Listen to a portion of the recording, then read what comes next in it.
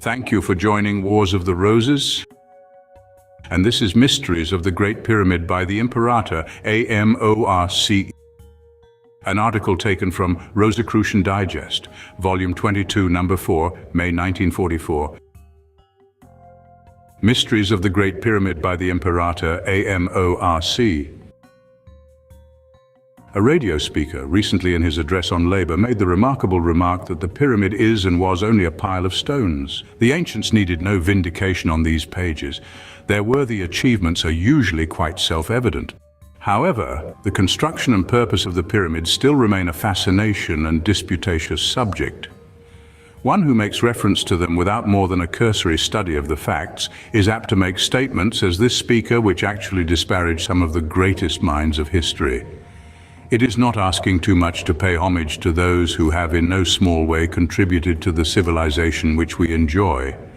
Perhaps what harm may have been done by the speaker's address can at least be partially mitigated by the following comments.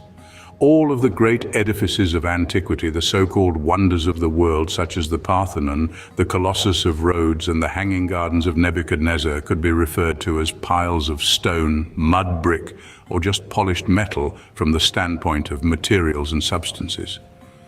Their value to mankind, however, was the incentive behind them, the artistic or scientific accomplishments they brought forth. Most of these structures represent the religious beliefs and cultural achievements of the peoples of the time.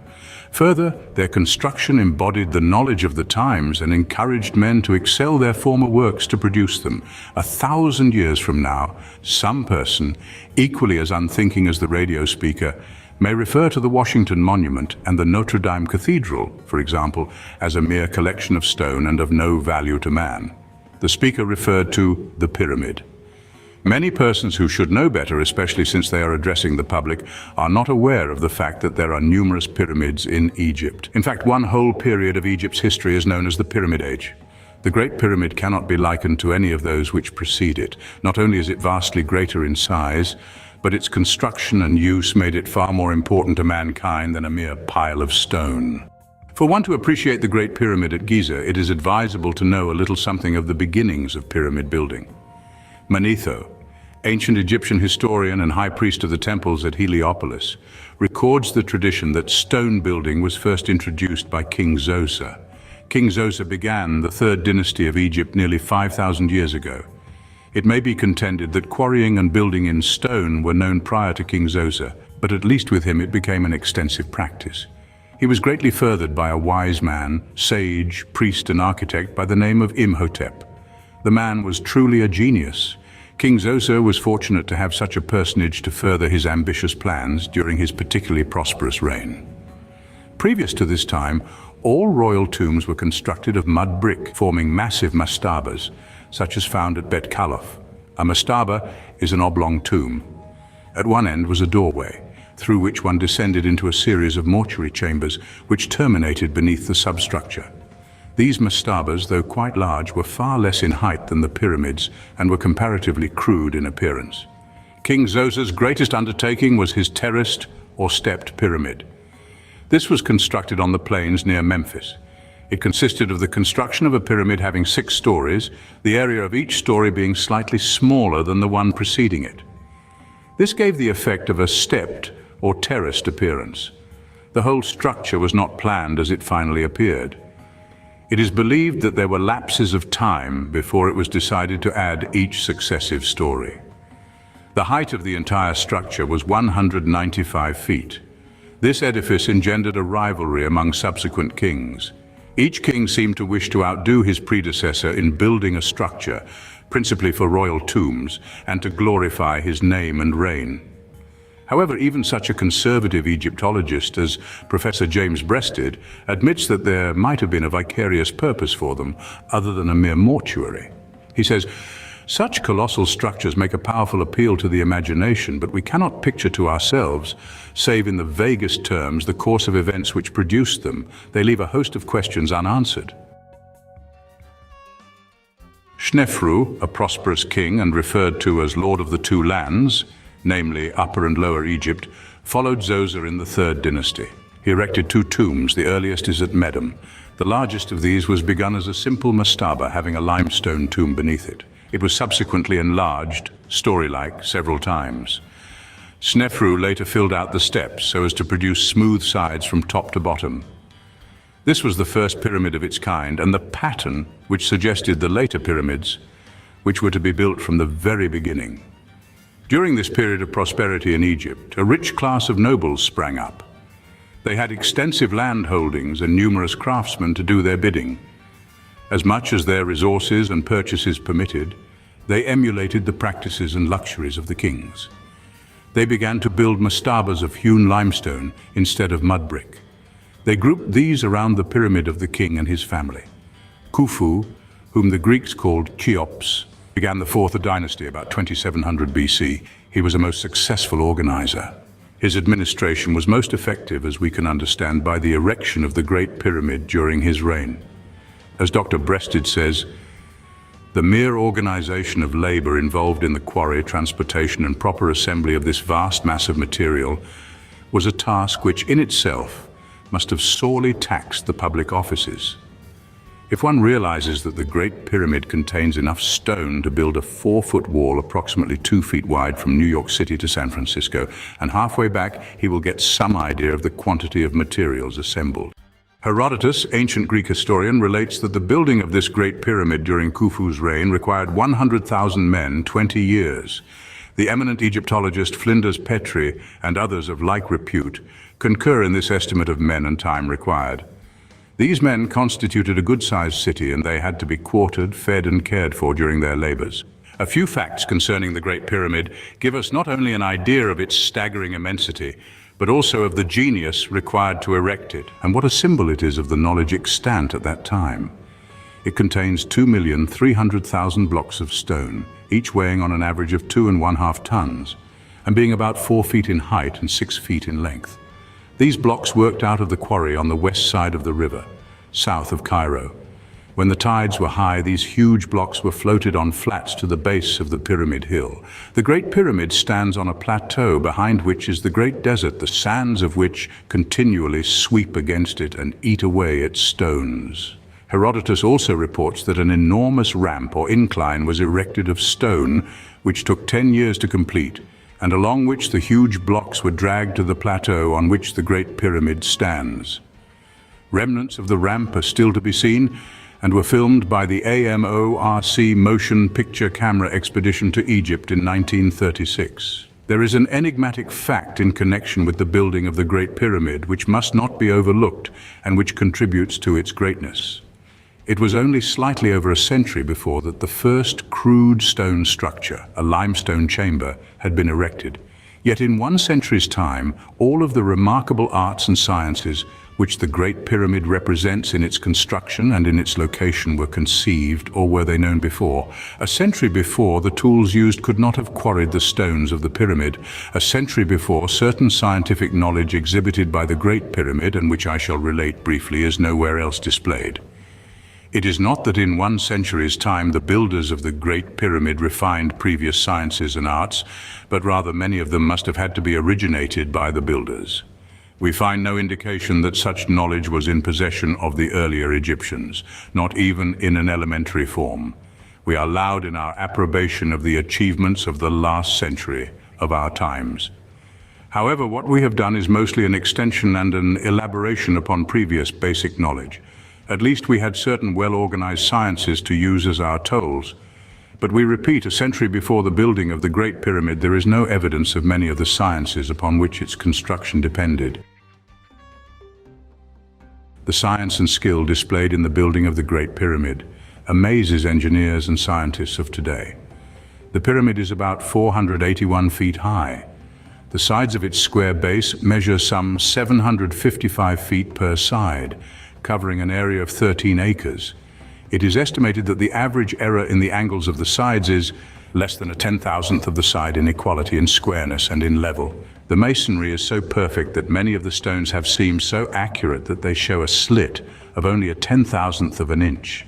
As Petrie says, equal to opticians' work of the present day, but on a scale of acres instead of a few feet or yards of material. The entire monument is of limestone bricks except the sepulchre chamber and the chambers above it.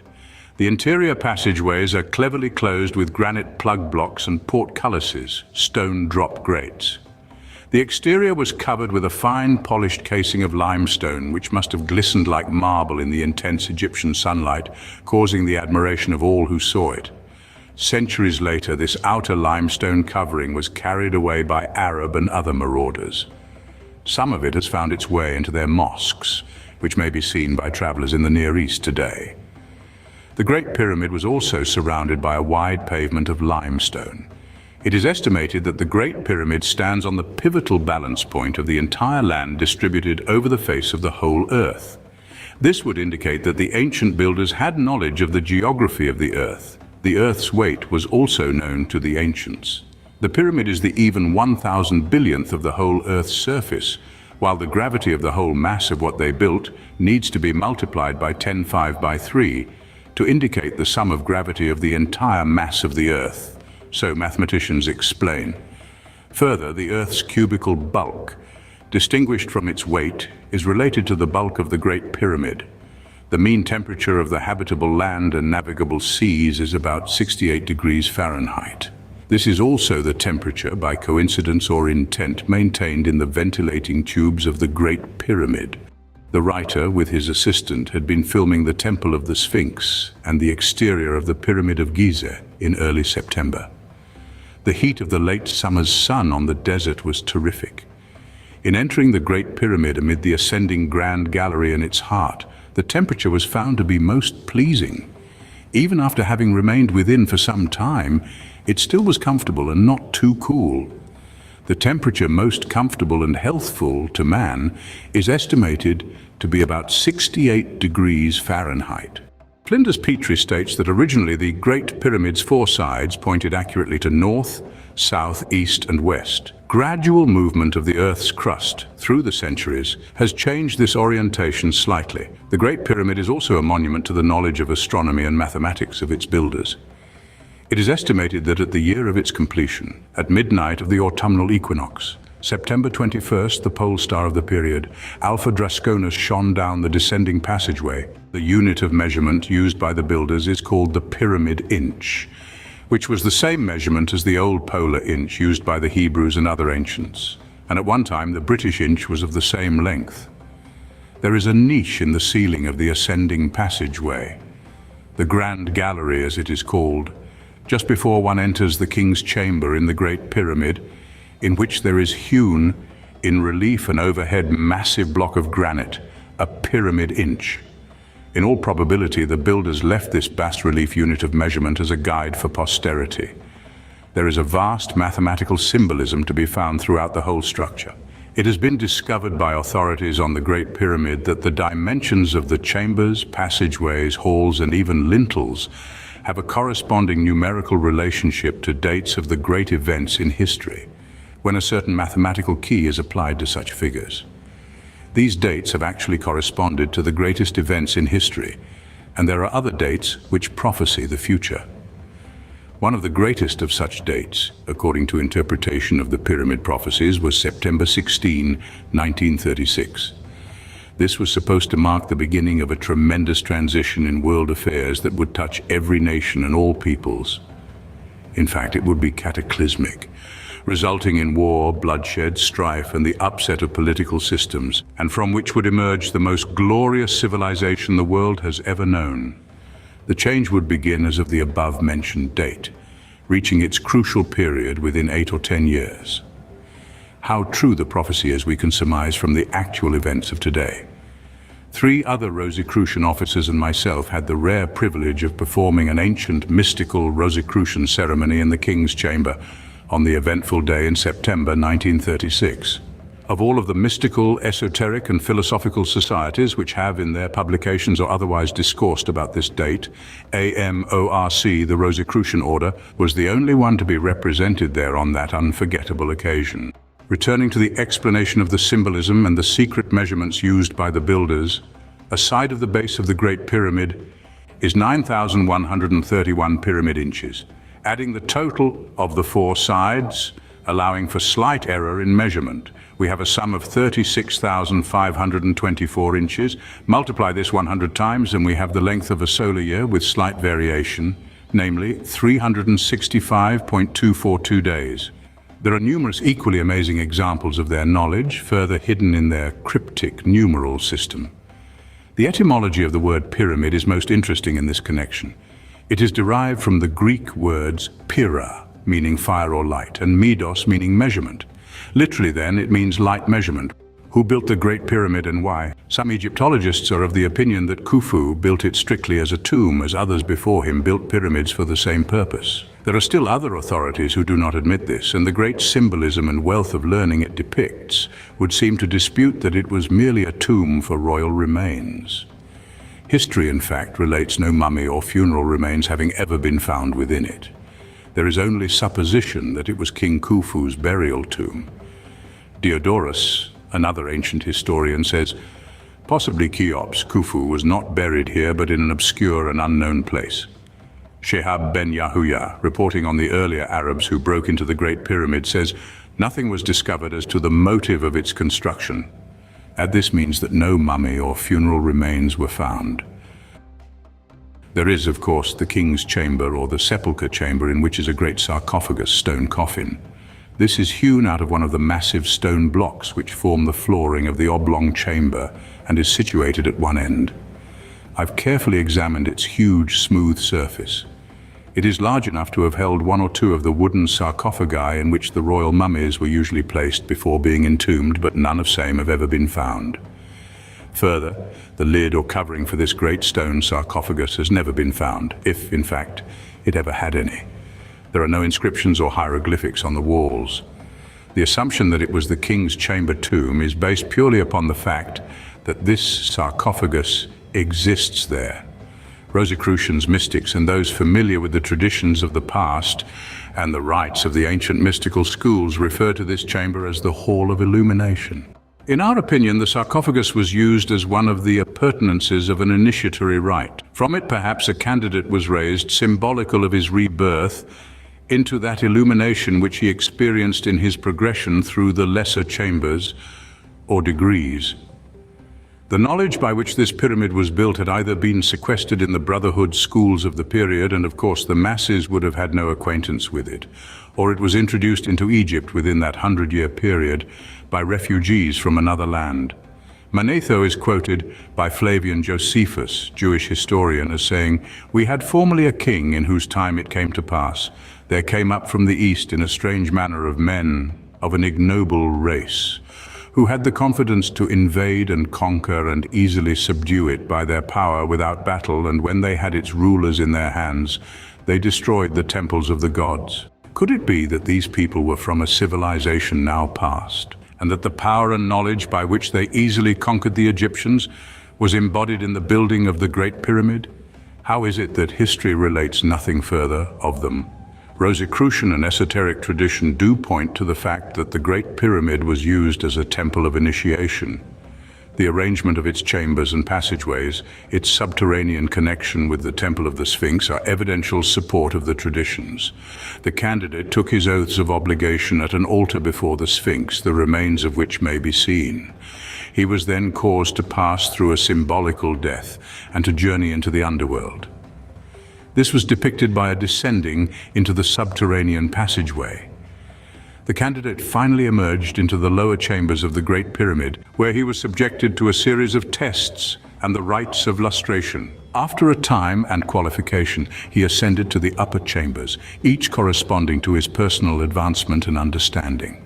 It is perhaps not accidental that before one can enter the king's chamber, the Hall of Illumination, from the ascending gallery he is obliged to stoop and pass through a very narrow passageway. Over his head is a huge granite block which compels him to stoop. This symbolizes the humility which the candidate, regardless of his station or wealth, had to experience before finally standing erect in his newfound life and illumination. The king's chamber and the preceding passageways are ample in height for standing erect. What other reason would there have been for the small aperture? To contend that it was just to more easily plug the entrance to the king's chamber is hardly sufficient explanation when all of the adjoining chambers and approaches are quite large and easily accessible. Because the wisdom embodied in the construction of the Great Pyramid indicates it was planned by sages to be such a monument, it cannot be held that King Khufu had naught to do with its erection, as is often said. He was the great temporal power of the period. It was he who would need provide the men and materials for its construction, or to permit them to be used. No others, no matter what their wisdom, could have done this without his sanction. Furthermore, Khufu would need know the reasons for the various passageways and chambers. He could not have been kept in ignorance of them. Still further, the exactness which was required in its construct as a monument of learning than would just a pyramid tomb. One ignorant of such sciences and arts as were used would not have tolerated the cost and time expenditure, for he would have lacked an appreciation of what was being accomplished. Therefore, it cannot be said that Khufu was merely sympathetic toward the mystery brotherhoods in letting them build such a temple. He must have been one of them and endowed with their ideals. By their works ye shall know them. Was there any more magnificent way by which the sages of the ancient mystery schools could impart wisdom to posterity in a time so remote and to acquaint them with the learning at their disposal? Thank you for watching, and please don't forget to share, like, subscribe and comment, and if you can, please consider donating to Wars of the Roses. Links to PayPal and Patreon are in the description. Thank you so very much.